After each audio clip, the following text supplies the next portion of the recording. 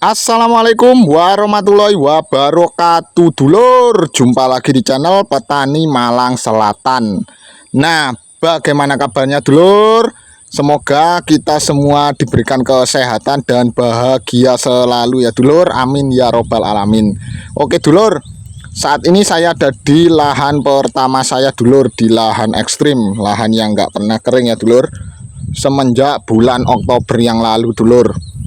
Tapi walaupun kondisinya seperti ini, dulur, alhamdulillah tanaman cabai saya ini tidak ada yang terserang layu fusarium atau layu-layu yang lain ya, dulur ya. Pokoknya alhamdulillah, dulur. Ya mungkin ini berkat karena saya berikan pencegahan sejak awal tanam. Jadi sedikit cerita ya, dulur. Di lahan saya ini, dulur, itu waktu tanam itu di bulan Juli ya, itu sama sekali tidak ada air, dulur. Jadi kering meronta-ronta. Ya, untuk dulur-dulur yang belum menonton video waktu setelah pindah tanam, itu linknya ada di atas ini ya, dulur. Bisa dilihat, bisa ditonton dulu setelah video ini. Jadi seperti ini, dulur. Lahannya ini dulu itu kering meronta-ronta. Jadi lahannya ini sampai meletek-meletek istilah, dulur ya, saking nggak ada airnya. Bahkan untuk melakukan penanaman sendiri itu saya perlu mengambil tanah dari samping bedengan, dulur, samping gulutan, karena nggak bisa ditutup, dulur, lubang tanamnya ini, dulur. Kemudian untuk pengocorannya sendiri saya selalu ambil dari sumur bor. Saya ambil menggunakan pompa air untuk dimasukkan ke dalam gentong, baru saya kocorkan.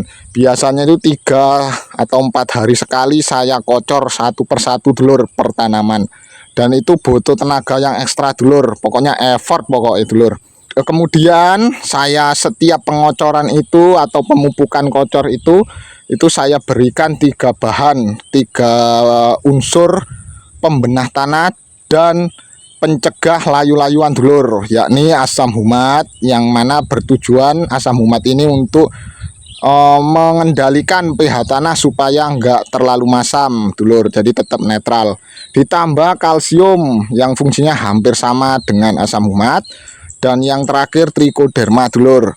Trichoderma ini ibaratnya itu adalah tentara yang menjaga wilayahnya. Wilayahnya itu tanah, dulur, dari bakteri atau orang-orang jahat.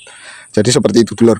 Setiap pengocoran pemupukan kocor itu selalu saya berikan 3 bahan ini, dulur. Rutin saya berikan, nggak pernah telat. Kalaupun pemupukannya nggak saya kocor, jadi di usia 70 sampai 80 hari itu saya pupuk menggunakan sistem tugal. Itu setelahnya itu saya kocor juga, dulur, menggunakan 3 bahan itu ya, tanpa menggunakan pupuk ya. Jadi pupuknya itu saya berikan dengan cara ditugal di usia 70 sampai 80 hari. Tapi pengocorannya tetap saya lakukan dengan 3 bahan ini. Jadi untuk mencegah kelayu-layuan. Nah, kemudian di awal bulan Oktober itu curah hujannya mulai tinggi, dulur. Kemudian airnya banyak, debit airnya di sini itu banyak sampai menggenangi seluruh bedengan termasuk ke perakaran. Nah, di situ daun cabai saya itu mulai stres, dulur. Banyak yang rontok. Setelah saya tahu banyak yang rontok itu langsung saya kocorkan 3 bahan tadi, dulur. Yang mana langsung saya iringi juga setelah pengocoran itu saya spray menggunakan asam amino. Nah, ini maksud saya itu untuk mencegah tanaman ini supaya enggak stres lagi ya, bisa memulihkan kondisinya lagi ya, supaya kembali dari stres. Alhamdulillah akhirnya kondisinya seperti sekarang, dulur. Ini agak menguning-menguning, ini sebenarnya selain terkena silaunya matahari, ini juga ini butuh pemupukan lagi, dulur. Ini sudah cukup lama nggak saya pupuk ya, karena sekitar 1,5 bulan yang lalu itu saya lakukan pemupukan tugal dan mungkin unsur haranya sudah mulai habis, jadi perlu kita lakukan pemupukan lagi. Untuk selanjutnya saya pupuk itu nanti pas saya gunakan sistem kocor lagi ya, dulur, karena nanti saya berikan pencegahan untuk kelayu-layuannya dengan 3 bahan tadi, dulur. Nah, ini sedikit cerita ya, dulur, dan juga jawaban bagi dulur-dulur semua yang mungkin bertanya-tanya di kolom komentar, kenapa kok lahannya basah tapi kok nggak kena layu. Barangkali seperti itu, dulur. Alhamdulillah di kedua lahan saya, di utara maupun yang di selatan ini, itu dari total populasi 10.000 pohon itu, dulur, itu aman dari layu-layuan, dulur.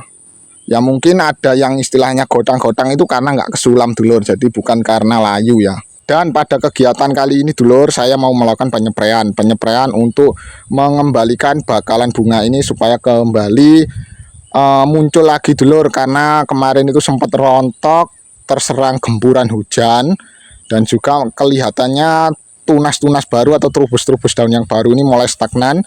Jadi kembali saya berikan obat perangsang tunas dan juga perangsang pembungaan dulur.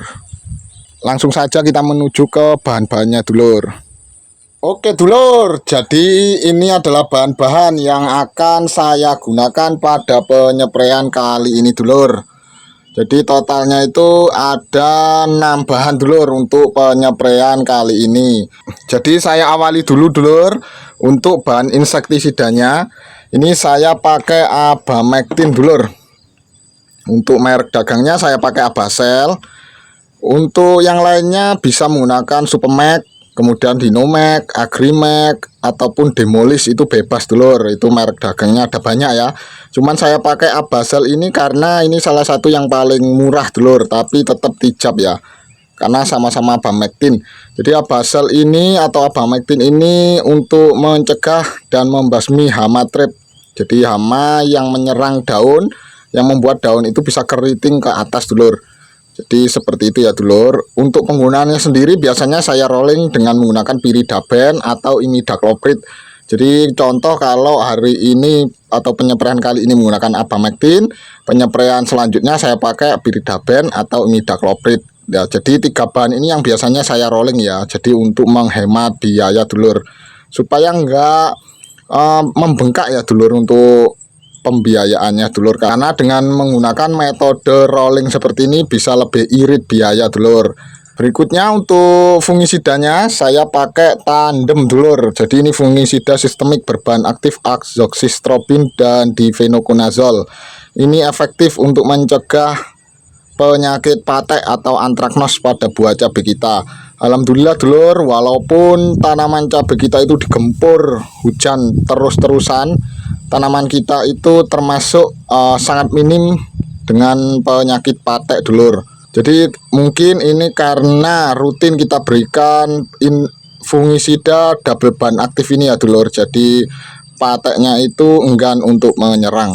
Kemudian untuk nutrisinya saya pakai 4 bahan dulur. Dan yang pertama itu saya pakai yang nggak pernah telat, itu adalah Maxi Group B. Ini kandungannya NPK ya. Nitrogennya 15%, fosfatnya 30%, dan kaliumnya 25%. Unsur fosfat dan kalium yang tinggi ini dulur itu berfungsi untuk merangsang bakal bunga ini supaya kembali bermunculan dulur, terlebih untuk cabai yang akan berbuah atau yang sudah menginjak pembuahan yang kedua dulur. Makanya perlu kita berikan rutin pupuk daun yang berfokus pada unsur fosfat dan kalium.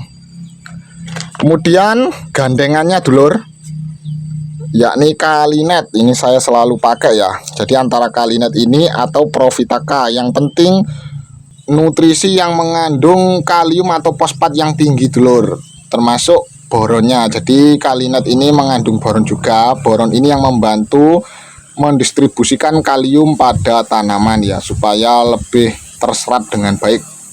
Jadi jadi Kalinet ini dulur, ini mampu mempercepat bakalan bunga ini menjadi buah, dan juga meningkatkan bobot buah, dan juga memberikan warna yang mengkilap pada buah cabai kita dulur. Nah, kemudian yang ketiga itu saya pakai Vertigrow. Vertigrow ini pupuk NPK cair dengan kandungannya itu nitrogennya ini ya, nitrogennya hampir 9%, fosfatnya 6%, kaliumnya 9%, dan unsur mikro lain. Jadi keuntungan kalau kita menggunakan Vertigrow ini, itu pucuk daun dan juga pembungaannya ini bisa beriringan dulur, bisa muncul beriringan, jadi enggak stagnan. Untuk dulur-dulur yang cabenya itu tunasnya stagnan, bisa menggunakan Vertigrow ini, atau intinya NPK cair yang memiliki kandungan nitrogen lebih tinggi. Jangan sekali-sekali menggunakan pupuk nitrogen tinggi untuk kocor ya dulur di musim hujan, karena itu sangat rawan sekali ya. Kalau dulur-dulur memaksakan itu biasanya sangat rawan tanaman cabai dulur-dulur itu nanti terserang layu fusarium, karena nitrogen ini adalah banyak mengandung unsur protein, yang mana protein ini yang jadi makanan empuk dari bakteri fusarium dulur. Jadi lebih baik ketika menggunakan pupuk nitrogen tinggi atau pupuk bernitrogen itu sebaiknya digunakan dengan cara dispray. Dan yang terakhir dulur, saya pakai kembali Fukia atau ZPT Paclobutrazol. Jadi Fukia ini sangat efektif, sangat bijak untuk merangsang pembungaan dulur. Yang mana Fukia ini cara kerjanya itu untuk menghambat pertumbuhan daun supaya tidak lebar, dan nutrisinya itu disalurkan ke pembungaan. Makanya dengan pemberian Fukia ini tanaman cabai kita itu bisa cepat berbunga lebat ya. Tapi efek negatifnya kalau terlalu sering dipakai, daunnya mengecil. Tapi tidak masalah. Yang penting nanti ketika bunganya sudah lebat itu kita berikan nutrisi untuk daunnya. Nanti ketika bunganya ini sudah besar, daunnya bisa kembali normal seperti itu dulur. Jadi ini dulur 6 bahan yang saya pakai pada penyepraian kali ini. Untuk dosisnya Maxi Group B ini saya pakai 2 sendok makan. Kemudian Abaselnya ini 1 sendok makan atau 15 ml. Kalinetnya ini saya pakai 30 ml. Vertigro juga sama 30 ml. Fukia 1 sendok makan atau 15 ml, dan tandemnya juga 1 sendok makan atau 15 ml. Semua ini untuk tangki 16 liter ya dulur. Oke dulur, langsung kita campurkan bahan-bahannya.